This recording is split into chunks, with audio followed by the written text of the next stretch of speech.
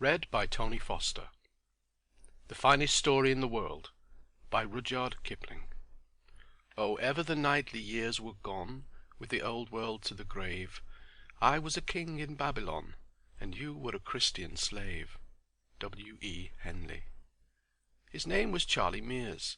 He was the only son of his mother, who was a widow, and he lived in the north of London, coming into the city every day to work in a bank. He was 20 years old, and suffered from aspirations. I met him in a public billiard saloon, where the marker called him by his given name, and he called the marker Bull's Eyes. Charlie explained, a little nervously, that he had only come to the place to look on, and since looking on at games of skill is not a cheap amusement for the young, I suggested that Charlie should go back to his mother. That was our first step toward better acquaintance. He would call on me sometimes in the evenings instead of running about London with his fellow clerks, and before long, speaking of himself as a young man must, he told me of his aspirations, which were all literary. He desired to make himself an undying name, chiefly through verse, though he was not above sending stories of love and death to the drop-a-penny-in-the-slot journals. It was my fate to sit still while Charlie read me poems of many hundred lines and bulky fragments of plays that would surely shake the world. My reward was his unreserved confidence, and the self-revelations and troubles of a young man are almost as holy as those of a maiden. Charlie had never fallen in love, but was anxious to do so on the first opportunity. He believed in all things good and all things honourable, but at the same time was curiously careful to let me see that he knew his way about the world, as befitted a bank clerk on 25 shillings a week. He rhymed dove with love, and moon with June, and devoutly believed that they had never been so rhymed before.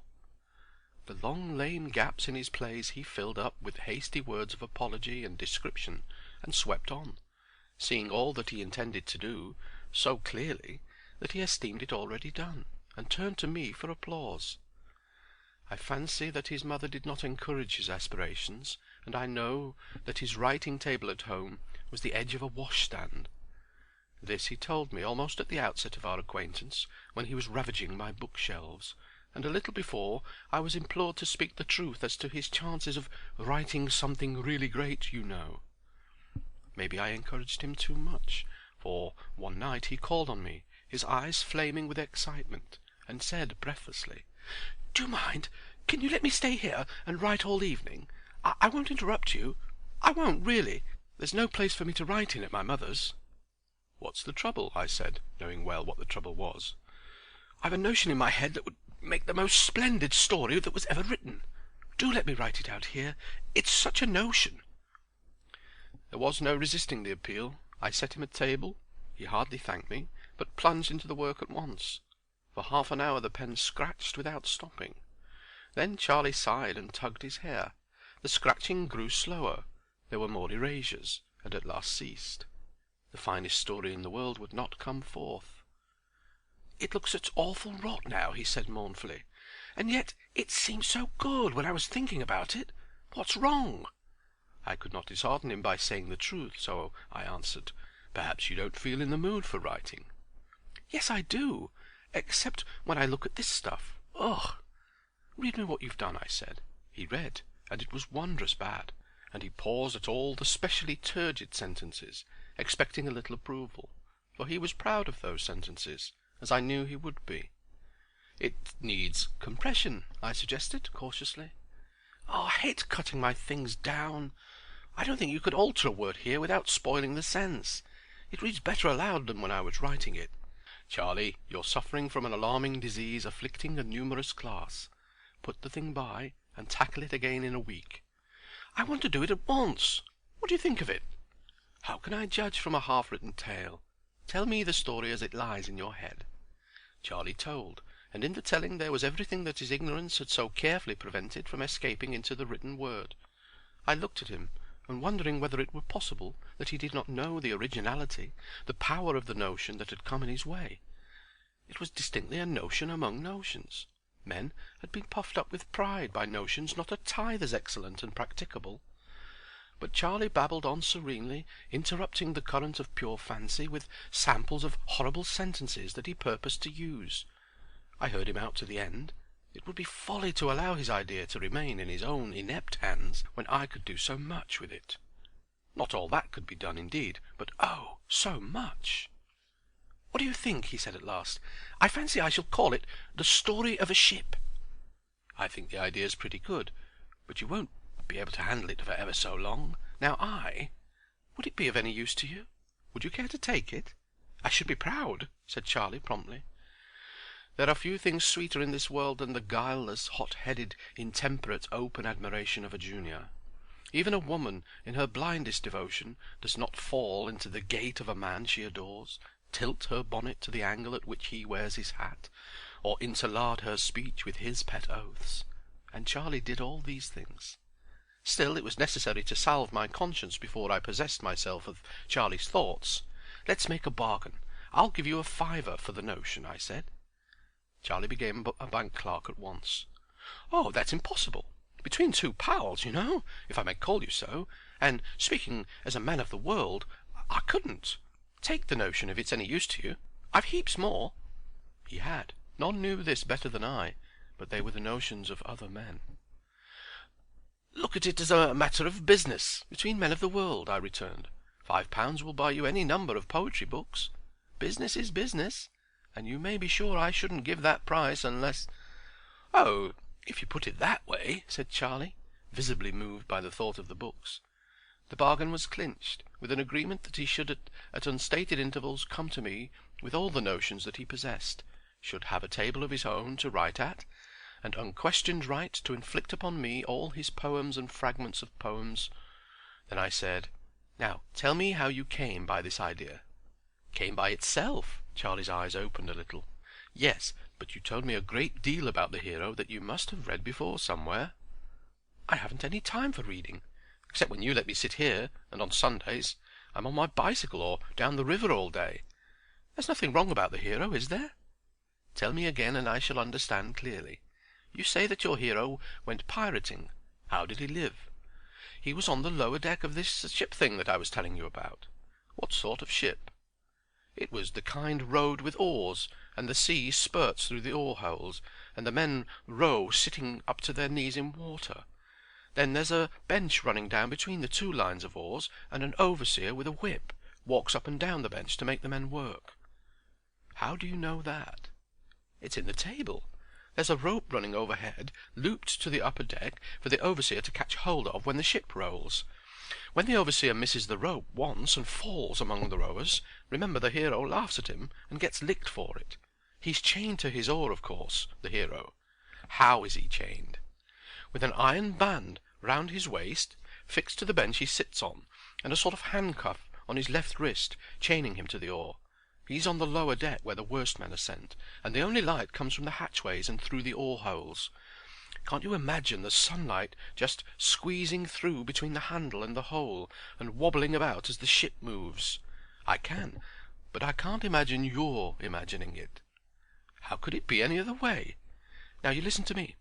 The long oars on the upper deck are managed by 4 men to each bench, the lower ones by 3, and the lowest of all by 2. Remember, it's quite dark on the lowest deck, and all the men there go mad. When a man dies at his oar on that deck, he isn't thrown overboard, but cut up in his chains and stuffed through the oar-hole in little pieces." "Why?" I demanded, amazed, not so much at the information as the tone of command in which it was flung out. "To save trouble and to frighten the others.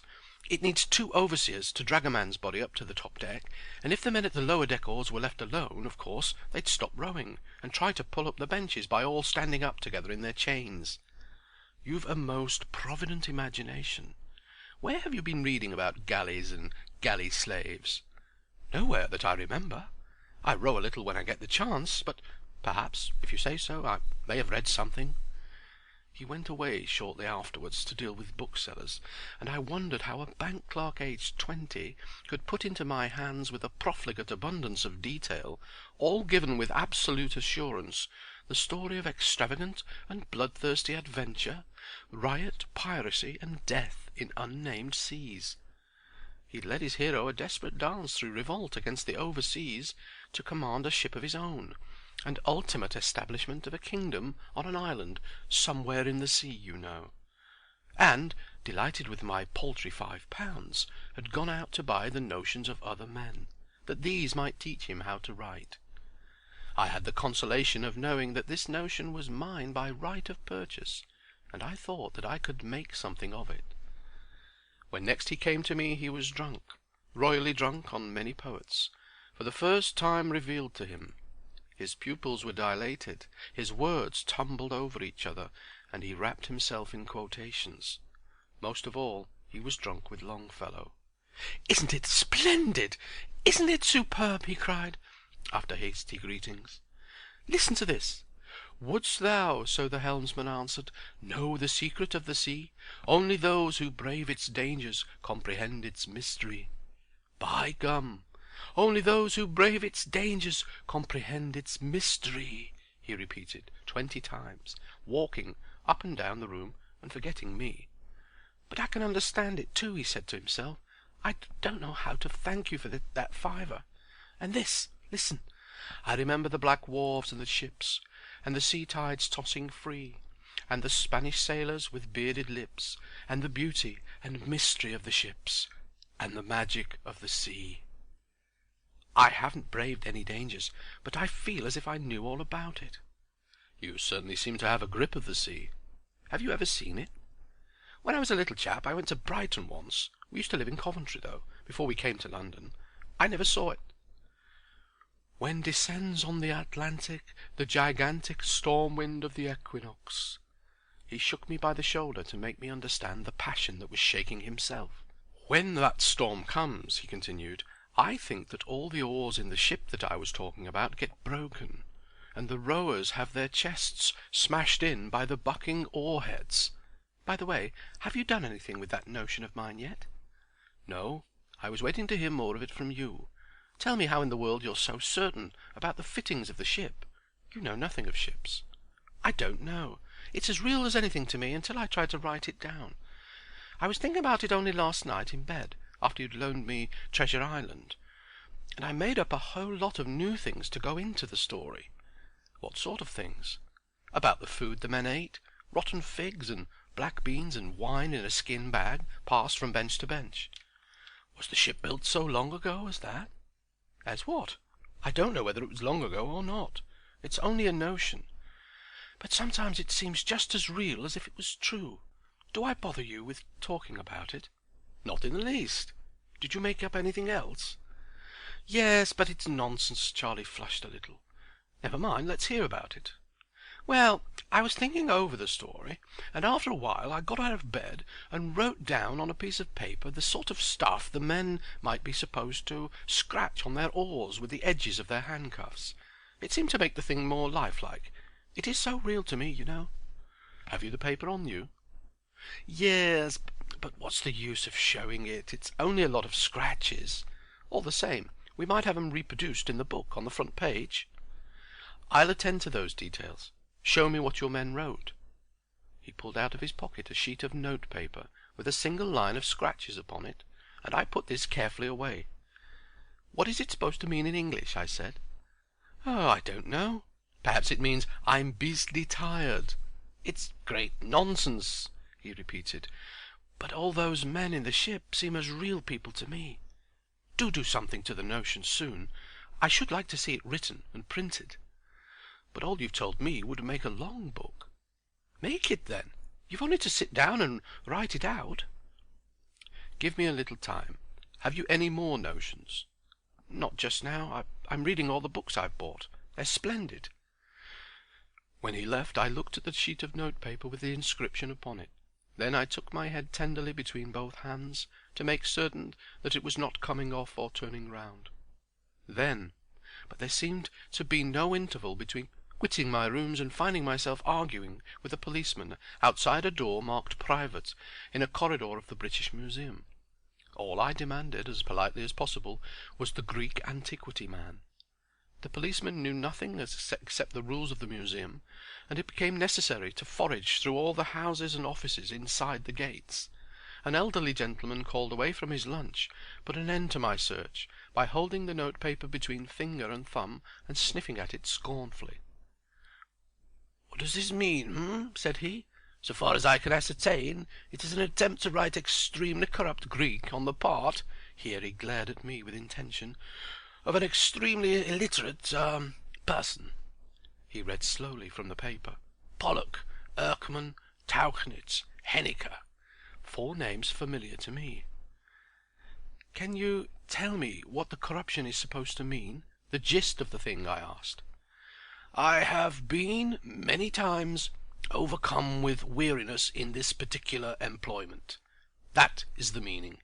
He returned me the paper, and I fled without a word of thanks, explanation, or apology. I might have been excused for forgetting much.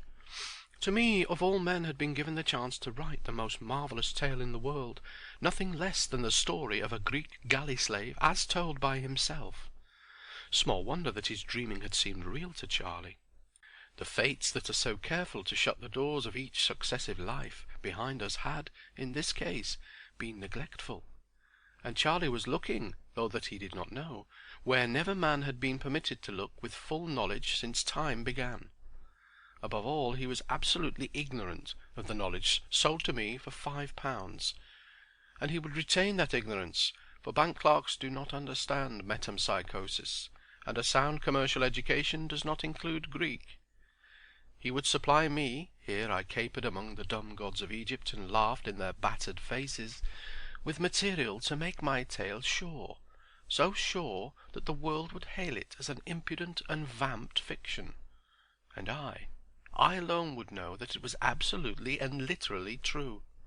I alone held this jewel to my hand for the cutting and polishing. Therefore I danced again among the gods, till a policeman saw me, and took steps in my direction. It remained now only to encourage Charlie to talk, and here there was no difficulty. But I had forgotten those accursed books of poetry. He came to me time after time, as useless as a surcharged phonograph, drunk on Byron, Shelley, or Keats. Knowing now what the boy had been in his past lives, and desperately anxious not to lose one word of his babble, I could not hide from him my respect and interest. He misconstrued both into respect for the present soul of Charlie Mears, to whom life was as new as it was to Adam, and interest in his readings, and stretched my patience to breaking point by reciting poetry, not his own now, but that of others. I wished every English poet blotted out of the memory of mankind. I blasphemed the mightiest names of song, because they had drawn Charlie from the path of direct narrative, and would later spur him to imitate them. But I choked down my impatience until the first flood of enthusiasm should have spent itself, and the boy returned to his dreams. "What's the use of my telling you what I think, when these chaps wrote things for the angels to read?" he growled one evening. "Why don't you write something like theirs?" "I don't think you're treating me quite fairly," I said, speaking under strong restraint. "I've given you the story," he said, shortly replunging into Lara. "But I want the details. The things I make up about that damned ship that you call a galley, they're quite easy. You can just make 'em up yourself. Turn up the gas a little. I want to go on reading." I could have broken the gas globe over his head for his amazing stupidity. I could indeed make up things for myself, did I only know what Charlie did not know that he knew. But since the doors were shut behind me, I could only wait his youthful pleasure, and strive to keep him in good temper. 1 minute's want of guard might spoil a priceless revelation. Now and again he would toss his books aside. He kept them in my rooms, for his mother would have been shocked at the waste of good money had she seen them, and launched into his sea dreams. Again I cursed all the poets of England. The plastic mind of the bank clerk had been overlaid, coloured, and distorted by that which he had read, and the result was as delivered as a confused tangle of other voices, most like the muttered song through a city telephone in the busiest part of the day. He talked of the galley, his own galley had he but known it, with illustrations borrowed from the Bride of Abydos. He pointed the experiences of his hero with quotations from The Corsair, and threw in deep and desperate moral reflections from Cain and Manfred, expecting me to use them all. Only when the talk turned on Longfellow were the jarring cross-currents dumb, and I knew that Charlie was speaking the truth as he remembered it. "What do you think of this?" I said one evening, as soon as I understood the medium in which his memory worked best, and before he could expostulate, read him the whole of the Saga of King Olaf. He listened, open-mouthed, flushed his hands drumming on the back of the sofa where he lay, till I came to the songs of Emar Tamberskelver and the verse, "Emar then, the arrow taking from the loosened string, answered, that was Norway breaking, neath thy hand, O king." He gasped with pure delight of sound. "That's better than Byron a little," I ventured. "Better? Why, it's true. How could he have known?" I went back and repeated. "What was that?" said Olaf, standing on the quarter-deck. "Something heard I like the stranding of a shattered wreck." How could he have known how the ships crash and the oars rip out and go zip all along the line? Why, only the other night. But go back, please, and read the Skerry of Shrieks again. "No, I'm tired. Let's talk. What happened the other night?" "I had an awful nightmare about that galley of ours. I dreamed I was drowned in a fight. You see, we ran alongside another ship in harbour. The water was dead still, except where our oars whipped it up. You know where I always sit in the galley?" He spoke haltingly at first, under a fine English fear of being laughed at. "No, that's news to me," I answered meekly, my heart beginning to beat. "On the fourth oar from the bow, on the right side, on the upper deck. There were 4 of us on the oar, all chained. I remember watching the water and trying to get my handcuffs off before the row began. Then we closed up on the other ship, and all their fighting men jumped over our bulwarks, and the bench broke, and I was pinned down with the 3 other fellows on top of me, and the big oar jammed across our backs." "Well?" Charlie's eyes were alive and alight. He was looking at the wall behind my chair. "I don't know how we fought. The men were trampling all over my back, and I lay low. Then our rowers on the left side, tied to their oars, you know, began to yell and back water. I could hear the water sizzle, and we spun round like a cockchafer, and I knew, lying where I was, that there was a galley coming up bow on to ram us on the left side. I could just lift up my head and see her sail over the bulwarks. We wanted to meet her bow to bow, but it was too late. We could only turn a little because the galley on our right had hooked herself onto us and stopped our moving. Then, by gum, there was a crash. Our left oars began to break, as the other galley, the moving one, you know, stuck her nose into them. Then the lower deck oars shot up through the deck planking, butt first, and one of them jumped clean up into the air and came down again close to my head. How was that managed? The moving galley's bow was plunking them back through their own oar-holes, and I could hear the devil of a shindy in the decks below. Then her nose caught us neatly in the middle, and we tilted sideways, and the fellows in the right-hand galley unhitched their hooks and ropes and threw things onto our upper deck, arrows and hot pitch or something that stung, and we went up and up and up on the left side, and the right side dipped, and I twisted my head round and saw the water stand still as it topped the right bulwarks. Then it curled over and crashed down on the whole lot of us on the right side, and I felt it hit my back, and I woke. 1 minute, Charlie. When the sea topped the bulwarks, what did it look like?" I had my reasons for asking. A man of my acquaintance had once gone down with a leaking ship in a still sea, and had seen the water level pause for an instant ere it fell on the deck. "It looked just like a banjo string drawn tight, and it seemed to stay there for years," said Charlie. "Exactly.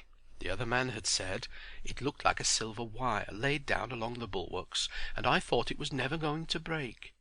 He had paid everything except the bare life for this little valueless piece of knowledge, and I had travelled 10,000 weary miles to meet him and take his knowledge at second hand. But Charlie, the bank clerk on 25 shillings a week, he who had never been out of sight of a London omnibus, knew it all. It was no consolation to me that once in his lives he had been forced to die for his gains. I also must have died scores of times. But behind me, because I could have used my knowledge, the doors were shut." "And then," I said, trying to put away the devil of envy. "The funny thing was, though, in all the mess, I didn't feel a bit astonished or frightened. It seemed as if I'd been in a good many fights, because I told my next man so when the row began. But that cad of an overseer on my deck wouldn't unloose our chains and give us a chance. He always said that we'd all be set free after a battle, But we never were. We never were." Charlie shook his head mournfully. "What a scoundrel! I should say that he was. He never gave us enough to eat, and sometimes we were so thirsty that we used to drink salt water. I can taste that salt water still. Now tell me something about the harbour where the fight was fought." "I didn't dream about that. I know it was a harbour, though, because we were tied up to a ring on a white wall, and all the face of the stone under water was covered with wood to prevent our ram getting chipped when the tide made us rock." "That's curious. Our hero commanded the galley, didn't he?" "Didn't he just! He stood by the bows and shouted like a good 'un. He was the man who killed the overseer. But you were all drowned together, Charlie, weren't you?" "I can't make that fit quite," he said, with a puzzled look. "The galley must have gone down with all hands, and yet I fancy that the hero went on living afterward. Perhaps he climbed into the attacking ship. I wouldn't see that, of course. I was dead, you know." He shivered slightly and protested that he could remember no more. I did not press him further, but to satisfy myself that he lay in ignorance of the workings of his own mind, deliberately introduced him to Mortimer Collins's Transmigration, and gave him a sketch of the plot before he opened the pages. "What rot it all is," he said frankly at the end of an hour. "I don't understand his nonsense about the red planet Mars and the king and the rest of it. Chuck me the Longfellow again." I handed him the book and wrote out as much as I could remember of his description of the sea fight, appealing to him from time to time for confirmation of fact or detail. He would answer without raising his eyes from the book, as assuredly as though all his knowledge lay before Flint on the printed page. I spoke under the normal key of my voice, that the current might not be broken, and I know that he was not aware of what he was saying, for his thoughts were out on the sea with Longfellow. "Charlie," I asked, "when the rowers on the galleys mutinied, how did they kill their overseers?" "Tore up the benches and brained 'em. That happened when a heavy sea was running. An overseer on the lower deck slipped from the centre plank and fell among the rowers. They choked him to death against the side of the ship with their chained hands, quite quietly, and it was too dark for the other overseer to see what had happened. When he was asked, he was pulled down too and choked, and the lower deck fought their way up deck by deck, with the pieces of the broken benches banging behind 'em. How they howled!" "And what happened after that?" "I don't know. The hero went away, red hair and red beard and all. That was after he had captured our galley, I think." The sound of my voice irritated him, and he motioned slightly with his left hand as a man does when interruption jars. "You never told me he was red-headed before, or that he captured your galley," I said, after a discreet interval. Charlie did not raise his eyes. "He was as red as a red bear," said he, abstractedly. "He came from the north. They said so in the galley when he looked for rowers, not slaves, but free men. Afterwards, years and years afterward, news came from another ship, or else he came back." His lips moved in silence. He was rapturously retasting some poem before him. Where had he been, then? I was almost whispering that the sentence might come gentle to whichever section of Charlie's brain was working on my behalf. "To the beaches, the long and wonderful beaches," was the reply, after a minute of silence. "To Furdurstrandi?" I asked, tingling from head to foot. "Yes, to Furdurstrandi." He pronounced the word in a new fashion. "And I too saw—" The voice failed. "Do you know what you have said?" I shouted incautiously. He lifted his eyes, fully roused now. "No," he snapped. "I wish you'd let a chap go on reading. Hark to this. 'But oh there, the old sea captain, he neither paused nor stirred till the king listened, and then once more took up his pen and wrote down every word. And to the king of the Saxons, in witness of the truth, raising his noble head, he stretched his brown hand and said, Behold this walrus tooth.' By Jove, what chaps these must have been, to go sailing all over the shop, never knowing where they'd fetch to land. Ha! Charlie," I pleaded, "if you'd only be sensible for a minute or two, I'll make our hero in our tale every inch as good as Othere." "Umph! Longfellow wrote that poem. I don't care about writing things any more. I want to read." He was thoroughly out of tune now, and raging over my own ill luck, I left him. Conceive yourself at the door of the world's treasure house, guarded by a child, an idle, irresponsible child playing knuckle-bones, on whose favour depends the gift of the key, and you will imagine one half my torment. Till that evening Charlie had spoken nothing that might not lie within the experience of a Greek galley slave. But now, or there was no virtue in books, he had talked of some desperate adventure of the Vikings, of Thorfinn Karlsefne's sailing to Wineland, which is America, in the 9th or 10th century. The battle in the harbour he had seen, and his own death he had described. But this was a much more startling plunge into the past. Was it possible that he had skipped half a dozen lives, and was then dimly remembering some episode of 1,000 years later? It was a maddening jumble, and the worst of it was that Charlie Mears in his normal condition was the last person in the world to clear it up. I could only wait and watch, but I went to bed that night full of the wildest imaginings. There was nothing that was not possible if Charlie's detestable memory only held good. I might rewrite the saga of Thorfinn Karlsefne as if it had never been written before, might tell the story of the first discovery of America, myself the discoverer. But I was entirely at Charlie's mercy, and so long as there was a 3 and 6penny bone volume within his reach, Charlie would not tell. I dared not curse him openly. I hardly dared jog his memory, for I was dealing with the experience of 1,000 years ago, told through the mouth of a boy of today. And a boy of today is affected by every change of tone and gust of opinion, so that he lies even when he desires to speak the truth. I saw no more of him for nearly a week. When next I met him it was in Gracechurch Street with a bill book chained to his waist. Business took him over London Bridge, and I accompanied him. He was very full of the importance of that book and magnified it. As we passed over the Thames we paused to look at a steamer unloading great slabs of white and brown marble.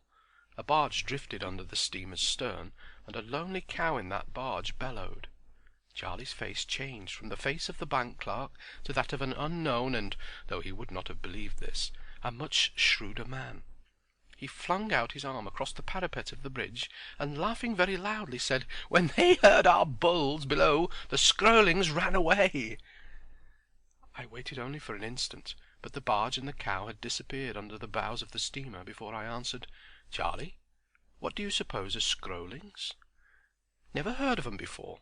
They sound like a new kind of seagull." "What a chap you are for asking questions," he replied. "I have to go to the cashier of the omnibus company yonder. Will you wait for me and we can lunch somewhere together? I've a notion for a poem." "No, thanks. I'm off. You're sure you know nothing about Skroelings?" "Not unless he's been entered for the Liverpool Handicap." He nodded and disappeared in the crowd. Now, it is written in the saga of Eric the Red, or that of Thorfinn Karlsefne, that 900 years ago, when Karlsefne's galleys came into Leif's booths, which Leif had erected in the unknown land called Markland, which may or may not have been Rhode Island, the Skroelings, and the Lord, he knows who these may or may not have been, came to trade with the Vikings, and ran away because they were frightened at the bellowing of the cattle which Thorfinn had brought with him in the ships. But what in the world could a Greek slave know of that affair? I wandered up and down the streets, trying to unravel the mystery, and the more I considered it, the more baffling it grew. One thing only seemed certain, and that certainty took away my breath for a moment. If I came to full knowledge of anything at all, it would not be one life of the soul in Charlie Mears' body, but half a dozen, several and separate existences spent on blue water in the morning of the world. Then I walked round the situation.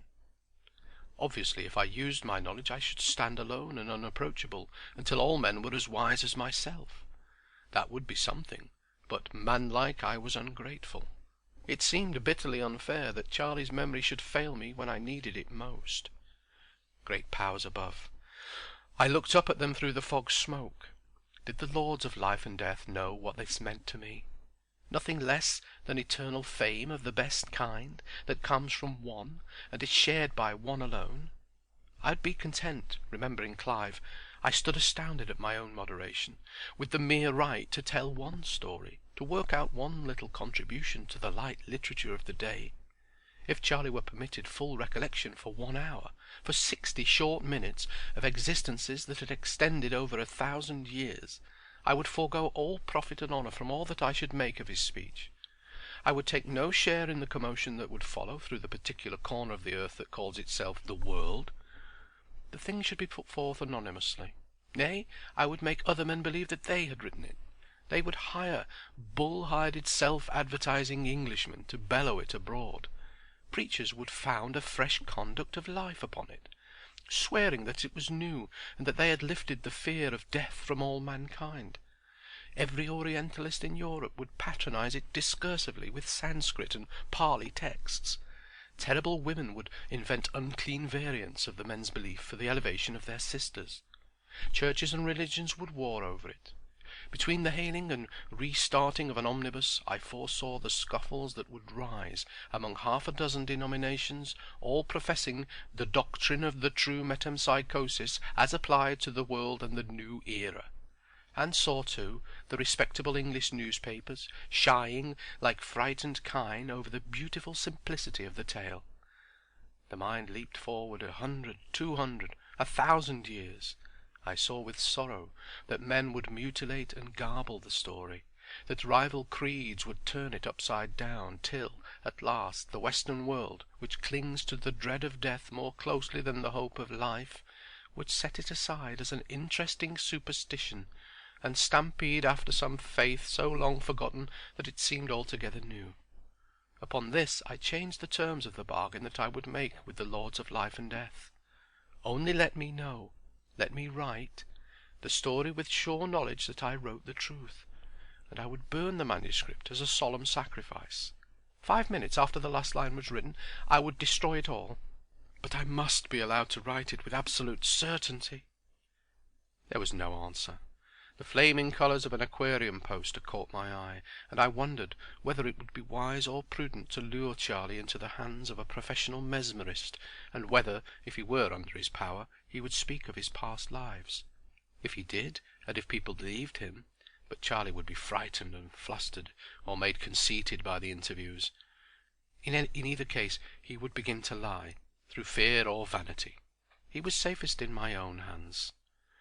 "They are very funny fools, your English," said a voice at my elbow, and turning round I recognized a casual acquaintance, a young Bengali law student called Grish Chunder, whose father had sent him to England to become civilized. The old man was a retired native official, and on an income of £5 a month contrived to allow his son £200 a year, and the run of his teeth in a city where he could pretend to be the cadet of a royal house, and tell stories of the brutal Indian bureaucrats who ground the faces of the poor. Grish Chunder was a young, fat, full-bodied Bengali, dressed with scrupulous care in frock coat, tall hat, light trousers, and tan gloves. But I had known him in the days when the brutal Indian government paid for his university education, and he contributed cheap sedition to Sachi Durpan, and intrigued with the wives of his schoolmates. "That is very funny and very foolish," he said, nodding at the poster. "I am going down to the Northbrook Club. Will you come too?" I walked with him for some time. "You are not well," he said. "What is there in your mind? You do not talk." "Grish Chunder, you've been too well educated to believe in a God, haven't you?" "Ah, yes, here. But when I go home I must conciliate popular superstition, and make ceremonies of purification, and my women will anoint idols, and bang up tulsi, and feast the purohit, and take you back into caste again, and make a good kutri of you again, you advanced social free-thinker. And you'll eat desi food and like it all, from the smell in the courtyard to the mustard oil over you." "I shall very much like it," said Grish Chunder unguardedly. "Once a Hindu, always a Hindu.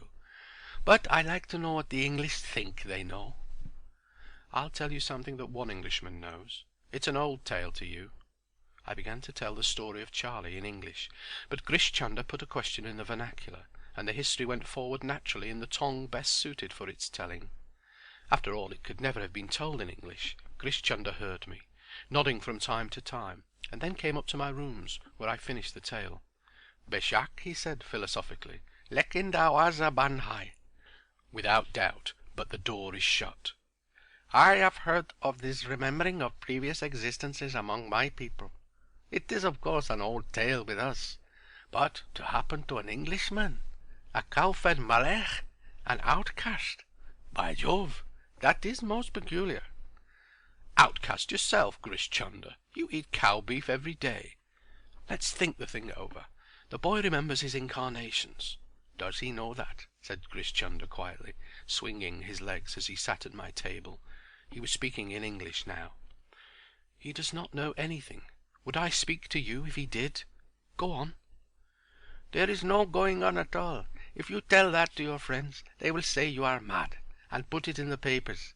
Suppose, now, you prosecute for libel. Let's leave that out of the question entirely. Is there any chance of his being made to speak?"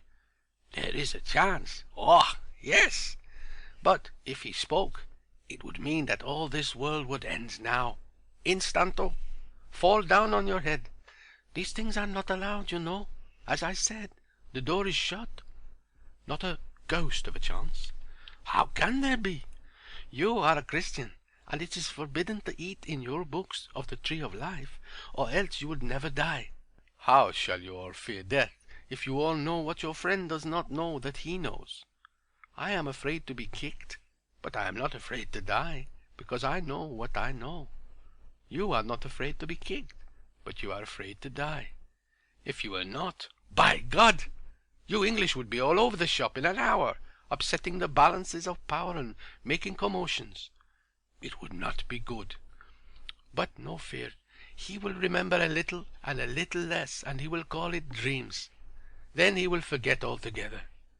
When I passed my first arts examination in Calcutta, that was all in the cram book on Wordsworth. Trailing clouds of glory, you know." "This seems to be an exception to the rule." "There are no exceptions to rules. Some are not so hard-looking as others, but they are all the same when you touch. If this friend of yours said so and so and so and so, indicating that he remembered all his lost lives, or one piece of a lost life, he would not be in the bank another hour. He would be what you call sack, because he was mad, and they would send him to an asylum for lunatics. You can see that, my friend?" "Of course I can, but I wasn't thinking of him. His name need never appear in the story." "Ah, I see. That story will never be written." "You can try." "I am going to." "For your own credit and for the sake of money, of course." "No, for the sake of writing the story. On my honor that will be all." "Even then there is no chance. You cannot play with the gods. It is a very pretty story now. As they say, let it go on that. I mean at that. Be quick. He will not last long." "How do you mean?" "What I say. He has never so far thought about a woman." "Hasn't he, though?" I remembered some of Charlie's confidences. "I mean no woman has thought about him. When that comes, Boshogya! All up, I know. There are millions of women here. Housemaids, for instance." I winced at the thought of my story being ruined by a housemaid, and yet nothing was more probable. Grish Chunder grinned. "Yes, also pretty girls, cousins of his house and perhaps not of his house. One kiss that he gives back again and remembers will cure all this nonsense, or else—" "Or else what? Remember, he does not know that he knows." "I know that. Or else, if nothing happens, he will become immersed in the trade and the financial speculations like the rest. It must be so. You can see that it must be so. But the woman will come first, I think." There was a rap at the door, and Charlie charged in impetuously. He had been released from office, and by the look in his eyes I could see that he had come over for a long talk, most probably with poems in his pockets. Charlie's poems were very wearying, but sometimes they led him to talk about the galley. Grish Chunder looked at him keenly for a minute. I beg your pardon," Charlie said uneasily. I didn't know you had anyone with you." "I am going," said Grish Chunder. He drew me into the lobby as he departed. "That is your man?" he said quickly. "I tell you, he will never speak all you wish. That is rot. Bosh.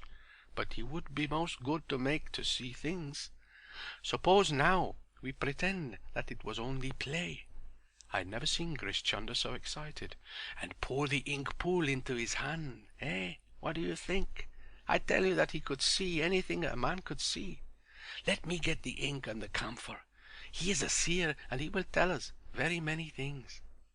"He may be all you say, but I'm not going to trust him to your gods and devils." "It will not hurt him.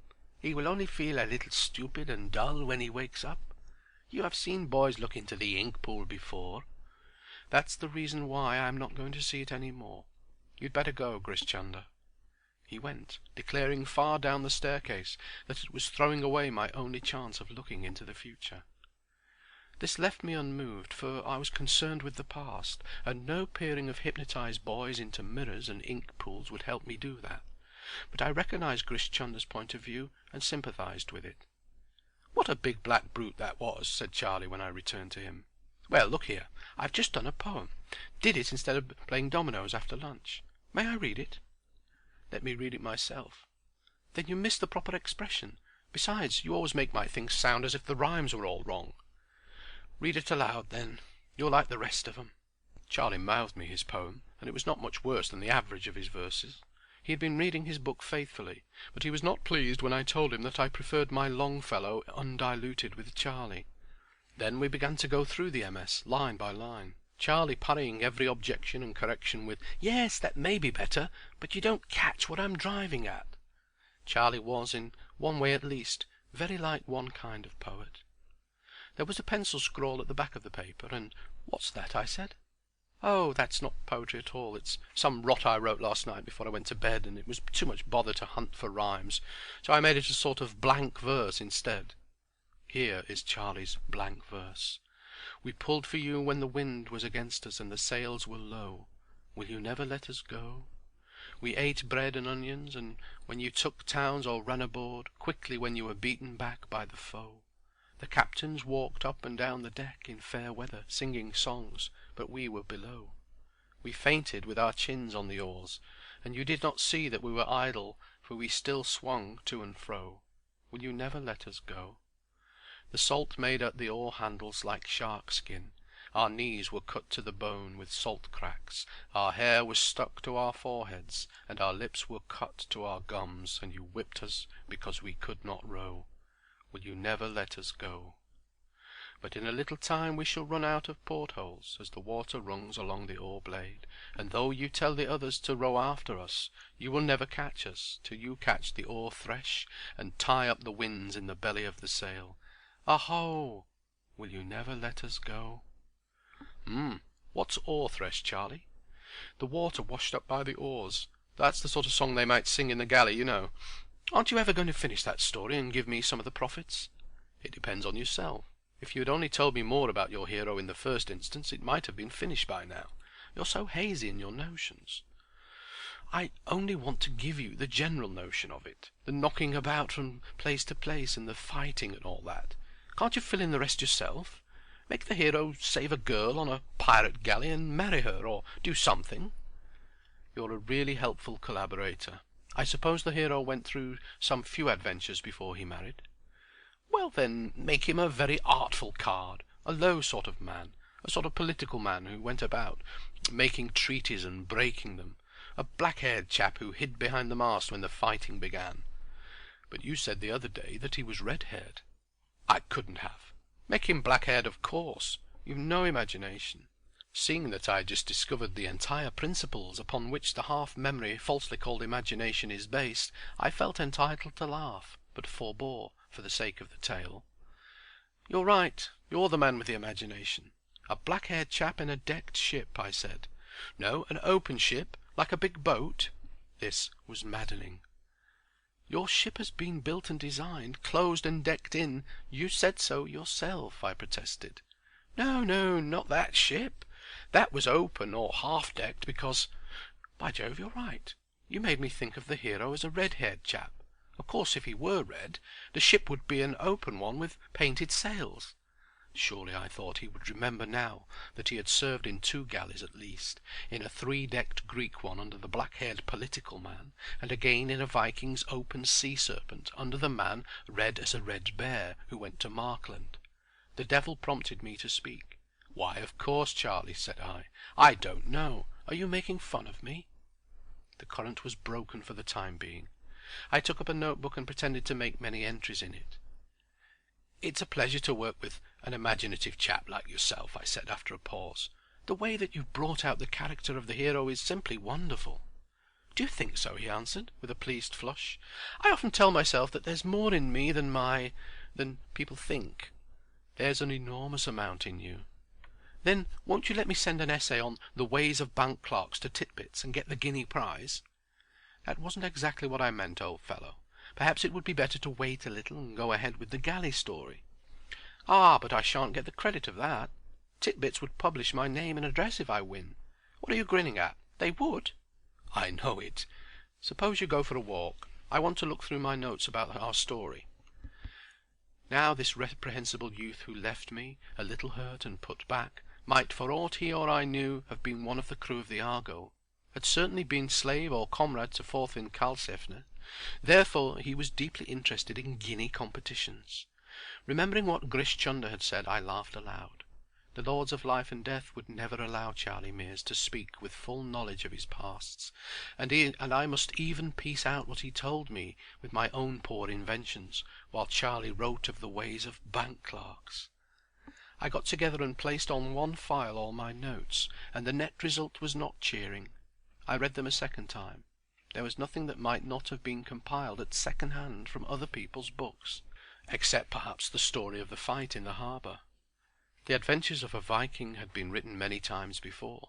The history of a Greek galley slave was no new thing, and though I wrote both, who could challenge or confirm the accuracy of my details? I might as well tell a tale of 2,000 years hence. The Lords of Life and Death were as cunning as Grish Chunder had hinted. They would allow nothing to escape that might trouble or make easy the minds of men. Though I was convinced of this, yet I could not leave the tale alone.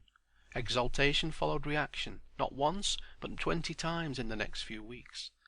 My moods varied with the March sunlight and flying clouds. By night, or in the beauty of a spring morning, I perceived that I could write that tale and shift continents thereby. In the wet, windy afternoons, I saw that the tale might indeed be written, but would be nothing more than a faked, false-varnished, sham-rusted piece of Wardour Street work at the end. Then I blessed Charlie in many ways, though it was no fault of his. He seemed to be busy with prize competitions, and I saw less and less of him as the weeks went by, and the earth cracked and grew ripe to spring, and the buds swelled in their sheaths. He did not care to read or talk of what he had read, and there was a new ring of self-assertion in his voice. I hardly cared to remind him of the galley when we met, but Charlie alluded to it on every occasion, always as a story from which money was to be made. "I think I deserve 25%, don't I, at least?" he said, with a beautiful frankness. "I supplied all the ideas, didn't I?" This greediness for silver was a new side in his nature.